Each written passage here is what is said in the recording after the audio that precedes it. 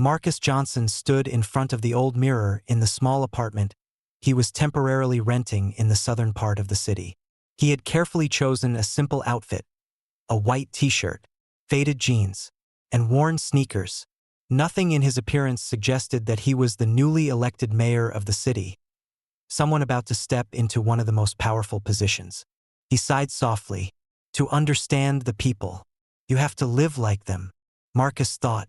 He had decided to keep his identity hidden before officially taking office, hoping it would give him a more genuine perspective on the issues the residents here were facing. The street was dimly lit, with streetlights flickering as if they were about to go out. Marcus walked slowly through the narrow alleys, where homeless people huddled in tattered blankets, trying to find some warmth in the cold night. He heard the laughter of a group of young people at the street corner, their eyes flashing with suspicion as they saw him walk by. Marcus didn't blame them. As a black man, he had grown accustomed to suspicious glances, unreasonable remarks, and unfounded prejudices since he was young. Even now, as a successful man, that feeling of being judged had never truly left him. As Marcus passed a convenience store, 2 police patrol cars suddenly stopped in front of him. The headlights were blinding, making Marcus squint, and his heart involuntarily raced. Not again, he thought. A police officer, about 40 years old with a tall build, stepped out. "Stop right there," he shouted, his hand resting on the gun at his side. "What did I do wrong?" Marcus asked, his voice calm but unable to hide his discomfort. "What are you doing here at this hour? This area is known for troublemakers." The officer replied, his gaze scrutinizing. Another officer, younger, circled around behind Marcus. "Show me your ID. What are you doing here?" Marcus slowly took out his wallet, raising both hands to ensure there was no misunderstanding. "I'm just taking a walk. Isn't that my right?" However, the officer didn't listen. "You're lying. You're up to something shady." Before Marcus could respond, a strong shove from behind knocked him to the ground. The sound of mocking laughter echoed. Both officers began rifling through his pockets without any reason. People stood around, some silently observing, some recording video, but no one dared to intervene. Marcus lay on the cold ground, the feeling of helplessness and humiliation welling up inside him. Despite that, he didn't resist. He knew that any action could lead to even more severe consequences. "You'll regret this," Marcus whispered, his gaze cold. Marcus was pulled to his feet, his hands cuffed behind his back. The older police officer sneered, his voice full of contempt. "Who do you think you are? Threatening us? People like you are definitely criminals." Marcus said nothing, silently enduring the treatment. A small crowd had gathered around, with some whispering, "They're going too far. He didn't do anything wrong. But he's black. Maybe there really is something shady going on." The whispers pierced Marcus's heart, not because the words hurt him, but because they reflected a bitter truth. This city was still full of prejudice and injustice. After finding nothing suspicious on Marcus, the 2 officers didn't let him go. They dragged him toward the patrol car, forcing him to stand there like a criminal on display. "Now get out of here before we change our minds," one of them threatened. Marcus walked away, leaving behind the prying eyes of the crowd. But inside, a fire of anger had ignited. He swore that this humiliation would not go unpunished. Back in his small apartment, Marcus stood in front of the mirror, looking at the bruises on his arms and face. Each injury was a reminder that many people like him were suffering from injustice every day. Marcus pulled out a notebook and wrote down every detail of the incident. "If I do nothing, this will keep happening," he told himself. He began to dig deeper into the city's police system. The numbers didn't lie. The rate at which black people were arrested, suspected, and abused by the police was far higher than any other group. That night, Marcus couldn't sleep. He drafted an action plan, a strategy to not only confront those who had attacked him but also reform the entire system that was riddled with bias. The next day, Marcus appeared at the ceremony announcing the new mayor of the city. He wore a formal black suit and stepped onto the stage in front of thousands of residents and the media. The two police officers who had attacked him the previous night were also present, standing in the crowd. When they saw Marcus, they were stunned. Their faces went pale as they realized the person they had humiliated was the new mayor. In his speech, Marcus did not mention the incident, but his words were full of implication. I promise I will never condone injustice. Everyone, regardless of race or circumstance, deserves to be treated fairly and with respect. Marcus's words were a declaration of war against the old system. The crowd applauded enthusiastically, but deep down, Marcus knew that the real battle had only just begun. Marcus's speech became the focal point of news outlets, praised as inspiring and groundbreaking. But beneath the surface of this praise, a quiet storm was brewing.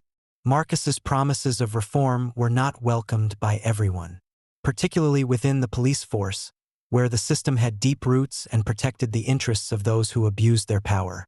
Immediately after the ceremony, Marcus held a meeting with senior city officials, including Police Chief William Grayson, a middle-aged man with a cold face and a rigid attitude. The meeting was meant to discuss the police reform plan. I want to start by reviewing all the data on police misconduct lawsuits from the past 10 years, Marcus said, his voice calm but firm. A few glances were exchanged. William Grayson leaned back in his chair, arms crossed over his chest. Mr. Mayor, with all due respect, that will consume a lot of resources and time. We already have very strict internal controls in place. Well, providing the data shouldn't be too difficult then, right? Marcus replied, his gaze sharp. The meeting stretched on for hours, filled with tension, excuses, evasions, and subtle resistance from the officials became more apparent. But Marcus did not back down. He knew this was just the beginning of a long battle. As the meeting ended, William Grayson approached Marcus, smiling, but his eyes were full of challenge. Mr. Mayor, sometimes there are issues better left undisturbed. Marcus simply responded with a determined look. These issues are worth digging into, and I will not stop. 2 days later, Marcus began to notice some unusual signs. A series of small articles were published in tabloid newspapers, implying that he had a questionable past.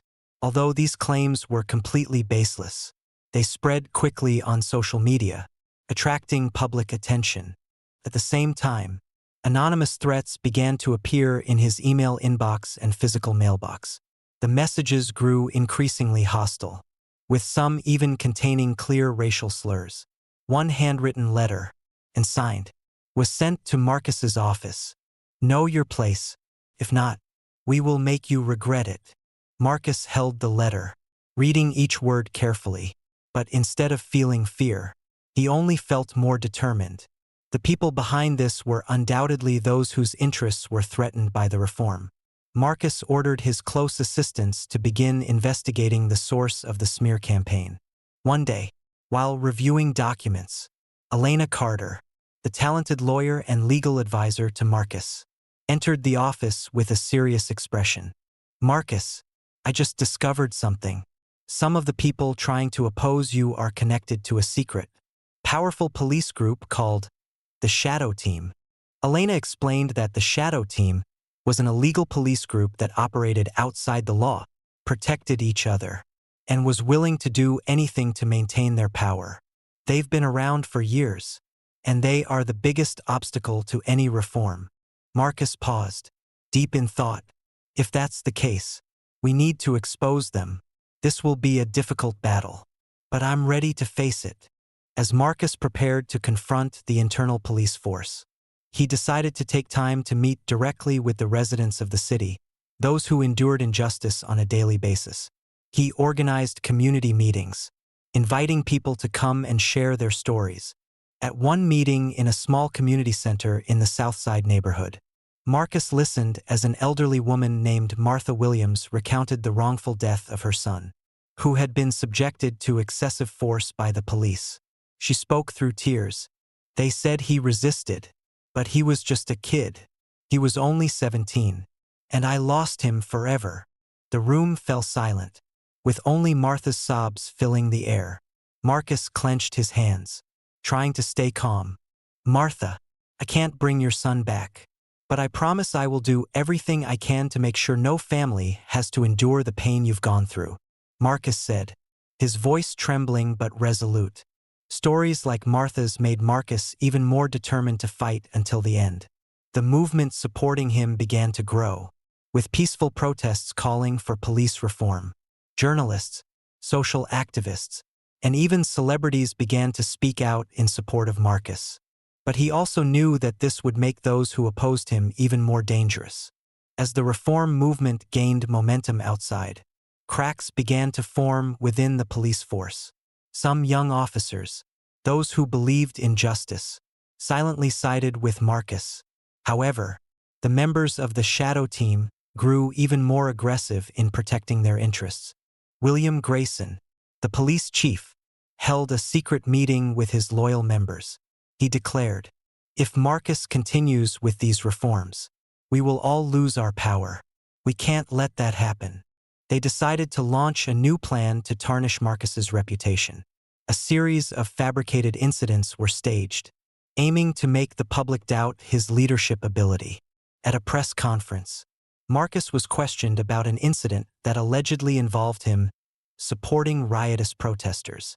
Despite his attempts to clarify that it was misinformation, some people in the crowd began to waver. Meanwhile, Elena continued investigating the Shadow Team. She discovered evidence that the group had been involved in covering up serious misconduct. Elena warned Marcus, "They're pushing everything to the limit. If we're not careful, they'll do anything, even resort to violence to protect themselves." Marcus looked Elena in the eye, his voice resolute. "We won't back down. Justice cannot be threatened." In the fight against a system rife with injustice, Marcus received an unexpected ally. Daniel Carter, a former white police officer who had worked in the city's police force, approached Marcus's office. Daniel brought with him a thick file containing evidence of the misconduct of the Shadow Team. "I worked with them. I know how dangerous they are," Daniel said, his eyes filled with sadness. "They're not just racist. They're corrupt. They're into protection rackets. And they're willing to destroy anyone who dares to stand up against them." Marcus listened intently to Daniel's account, sensing the deep remorse in his voice. Daniel had once been part of the system, but had left after witnessing a brutal act of police violence that he couldn't stop. "I can't stand to watch any longer. People like you are our last hope," Daniel said. Marcus took the file, feeling the weight of it. In his hands were crucial pieces of evidence, but he knew using them wouldn't be simple. "Thank you, Daniel. I will use what you've provided to bring the truth to light," Marcus said. However, collaborating with Daniel came with risks. When members of the Shadow Team discovered the betrayal, they began hunting him down. Daniel was forced to go into hiding, but before leaving, he left Marcus with one final warning: "Be careful, Marcus. They won't just stop at threats." With the file in hand, Marcus decided it was time to bring the truth to light. He and Elena organized a major press conference, where Marcus stood before hundreds of reporters, revealing the information Daniel had provided. On the large screen behind him, the evidence appeared clearly: altered internal reports, images of covered-up abuse, and even secret recordings between members of the Shadow Team. One recording left the entire room in shock. "It doesn't matter who he is. If he dares to touch us, we'll make him silent forever." The public's reaction was overwhelming. People in the city took to the streets, demanding a police force overhaul and the firing of those involved. Journalists bombarded Marcus with questions, not just about him but about the entire government apparatus. Meanwhile, members of the Shadow Team were in panic. Some tried to hide more evidence, while others attempted to flee the city. But the media attention and public scrutiny left them with no way out. However, the press conference also brought danger to Marcus. That evening, on his way home, a large truck suddenly swerved straight toward his car. Thanks to the quick reflexes of the driver, Marcus narrowly escaped death. But the incident was clearly not an accident. "They're trying to kill you," Elena said, her voice trembling as she visited Marcus at the hospital. "We need to increase security immediately." Marcus nodded, but he knew this wouldn't stop him. "If I'm afraid and give up, they win. I can't let that happen." With the support of Elena and a trusted group of advisors, Marcus decided to make a bold move, to confront Police Chief William Grayson directly. In a tense meeting at City Hall, Marcus summoned Grayson and demanded an explanation for the information that had been uncovered. Grayson entered the meeting room with a confident expression, but Marcus could see the hidden tension in his eyes. "Mr. Mayor, I believe there has been a misunderstanding here. These pieces of evidence don't prove anything." Marcus placed his hands on the table, looking directly at Grayson. "A misunderstanding? People have died because of violence. Families torn apart due to abuse of power? And you call that a misunderstanding?" Grayson fell silent. Some other officials in the room exchanged worried glances. Marcus continued, "I want you to immediately suspend all officers connected to the Shadow Team, and I demand that an independent investigation be launched." Grayson smirked. "You seem overly confident, Mr. Mayor, but this system is not as easy to change as you think." Marcus stood his ground. "This system does not belong to those who abuse their power. It belongs to the people, and I will do whatever it takes to bring justice to them." The meeting ended in a tense atmosphere. Grayson left, but before walking out the door, he turned back and quietly said, "You should be careful. Some things can't be saved. Not even you." After his confrontation with Grayson, Marcus knew that the battle had entered its most dangerous phase. However, he also realized that not all police officers were the enemy. Some young officers, those who believed in justice, began to reach out to Marcus, offering their help. One of them was Officer Rebecca Hayes, a young female officer who had been threatened multiple times for trying to report misconduct within the force. Rebecca met Marcus in a small cafe, where she shared what she had witnessed. "I want to make a change. I've been silent for too long," Rebecca said, her voice filled with emotion. "But I need to know that you won't give up, even when things get worse." Marcus smiled. "Rebecca, I won't give up, but I can't do this alone. I need people like you, those who are willing to stand up for justice." Rebecca nodded. She agreed to provide more internal information about the Shadow Team, helping Marcus and Elena get closer to dismantling the organization. Meanwhile, the protests outside continued. People marched down the streets, holding signs that read, "Justice for all," and "No room for injustice." Still, Marcus knew that the real victory was far from over. He looked at the light from his new allies, from the community outside, and from his own belief, and reminded himself, hope will always exist, even in the deepest darkness. Marcus never expected that his efforts would lead to a direct confrontation with one of the key members of the Shadow Team, Richard Cole, the former commander of the South District Police Force, now one of the most important protectors in the corruption network. Richard was not only one of the most powerful figures in the system, but also the mastermind behind many fabricated incidents and acts of violence aimed at people of color. In a secret meeting at the office, Rebecca Hayes and Elena Carter presented new evidence they had gathered. The documents included bank transaction records, testimonies from neutral officers, and a video recording showing Richard ordering his subordinates to assault an innocent black man, just to send a threatening message to activists. "We have enough evidence to prosecute him," Elena said, her voice confident. "But Richard is not easy to take down. He has built a network to protect himself over the years." Marcus thought for a moment and then replied, "We need to make this evidence public. But at the same time, we must ensure that he cannot escape. If necessary, I will confront him personally." Elena frowned. "That will be a huge risk." "Marcus, Richard is not someone who will surrender. I know, but if we don't do this, he will continue to run rampant. A few days later, Marcus held a major press conference, revealing the evidence of Richard Cole's involvement in the Shadow Team. The entire city was shaken.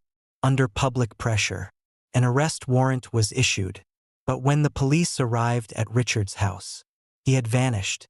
Richard Cole, realizing he had been exposed, began plotting his revenge. Not only did he flee, but he also sent his henchmen to sabotage Marcus's efforts. Several of Marcus's close associates, including Rebecca, received threatening messages. One night, Rebecca's car was set on fire right in front of her house. But fortunately, no one was hurt.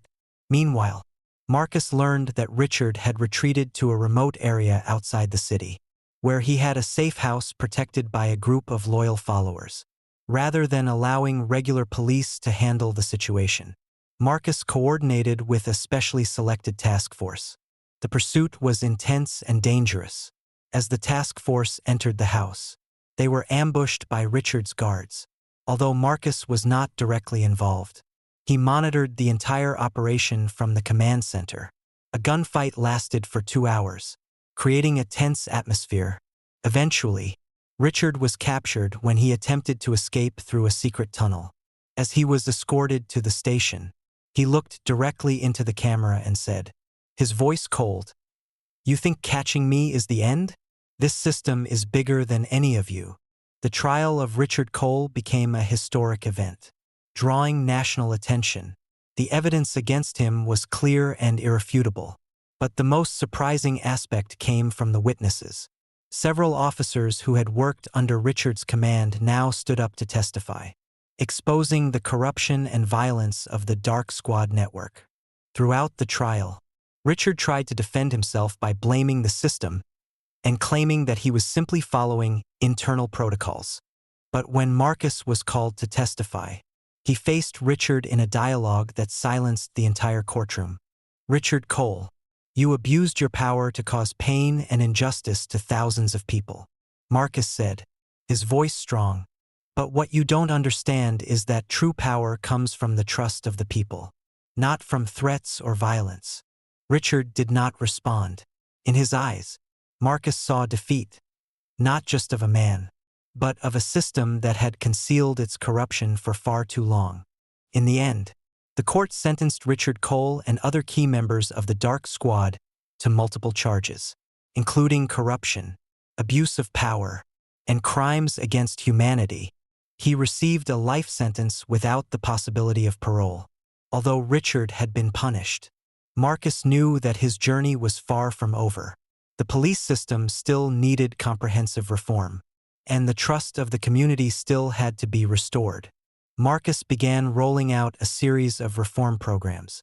One of the biggest changes was the establishment of the Community Police Academy, where officers would be trained with new values: fairness, respect, and the protection of human rights. He also worked with social activists to set up independent oversight teams to ensure transparency in police activities. The community gradually began to regain hope.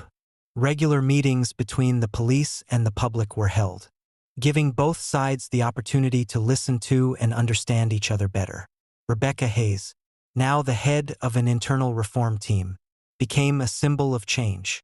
At a ceremony in the downtown area, Marcus stood before thousands of citizens, thanking them for fighting alongside him. "This journey is not just mine. This is the victory of all of us, those who never stopped believing in justice and hope." The applause rang out like a wave, but Marcus knew that he could not rest. Justice was not a destination. It was a journey that he would continue to walk, for the future of everyone. After the conclusion of Richard Cole's case, the city entered a period of profound transformation. Marcus Johnson continued to implement the reforms he had proposed since the beginning of his tenure. The police system now faced unprecedented changes. Many longtime officers opposed the reforms, but a younger generation of officers, trained at the Community Police Academy, began to gradually replace the old guard. Marcus held public forums where police and citizens could engage in direct dialogue. One special forum took place at a high school in the southern part of the city, the area that had once been a hotspot for police violence incidents. "We don't just want to protect you. We want to be part of this community," Rebecca Hayes, now the commander of a new police team, said before a packed auditorium. A student stood up, looking hesitant. "How can we trust that you won't repeat what happened before?" Marcus, who was present at the forum, stepped up to the stage and answered on Rebecca's behalf. "Trust can't be built overnight. It takes time, and it takes action to prove it. We're not here asking you to trust us right away, but to listen and work with you to build a better future." Marcus's words were met with thunderous applause. A new spark of hope lit up in the hearts of the people as they witnessed not only promises but also tangible actions from the new leadership team. Despite the progress, Marcus's journey was far from smooth. His reforms continued to face resistance from the old powers. Some politicians, who had benefited from the old system, began to pressure him with political maneuvers. One evening, when Marcus returned home, he discovered that the window to his office had been smashed. A stone with a scrawled message was thrown inside, "Leave if you want to live." Elena Carter arrived immediately upon hearing the news. "Marcus, you need to think about your safety. These people aren't just threatening you, they might act on it." Marcus shook his head, his gaze determined. "I can't stop. If I back down, they'll think they can win." Elena understood Marcus's stubbornness, but she couldn't help but worry. She hired a team of professional bodyguards to protect him 24/7, though Marcus wasn't fond of their constant presence. In addition, Marcus faced personal losses. His family, especially his mother, began expressing concerns. One evening, at dinner, she gently said, "Son, I'm proud of you, but I'm afraid you're putting yourself in too much danger." Marcus took his mother's hand and softly replied, "Mom, I'm doing this not just for myself. I'm doing this for all those who don't have the chance to speak the truth." These quiet sacrifices, though painful, only fueled Marcus's determination to continue his path. Marcus's first achievements began to be recognized not only in the city but across the country. Journalists from major newspapers, even international media, started reporting on the city's inspiring reform efforts. Marcus accepted an invitation to attend a national conference on judicial reform, where he presented his journey to leaders from across the country.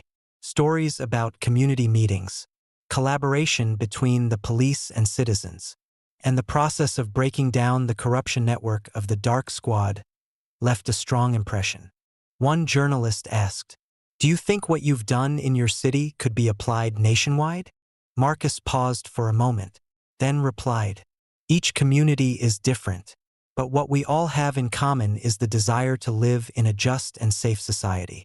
I believe that if we have the courage, we can create change anywhere."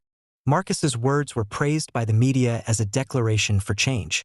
Other cities began to learn from Marcus's model, making him a symbol of reform and justice. One early morning, Marcus stood by the window of his office, gazing out over the cityscape. The streets that had once been filled with suspicion and division now shone in the light of a new dawn. He knew that this journey was far from over, but what he and his team had accomplished so far laid a strong foundation for the future. A door opened. Rebecca Hayes walked in, carrying a file. "Mayor, here's the report on the progress of the police reforms. We've made encouraging strides." Marcus took the file and smiled. "Thank you, Rebecca. This is thanks to all of us." Shortly after, Marcus left his office to attend a special ceremony. In the central square, thousands of citizens had gathered to celebrate the one-year anniversary of the reform efforts. On stage, Marcus stood before the crowd, feeling the strength of their belief and unity. "This journey is not just mine," Marcus said. "It is the journey of all of us, those who have never stopped believing that justice is worth fighting for. We have shown that even in darkness, light can still shine." The applause echoed throughout the square. But what moved Marcus the most were the faces of the citizens, those who had once suffered from injustice, now standing tall with hope for a brighter future. Marcus knew that his work was far from done, but he also knew that this city was ready to face any challenge. And above all, he felt one thing: a new dawn had truly begun.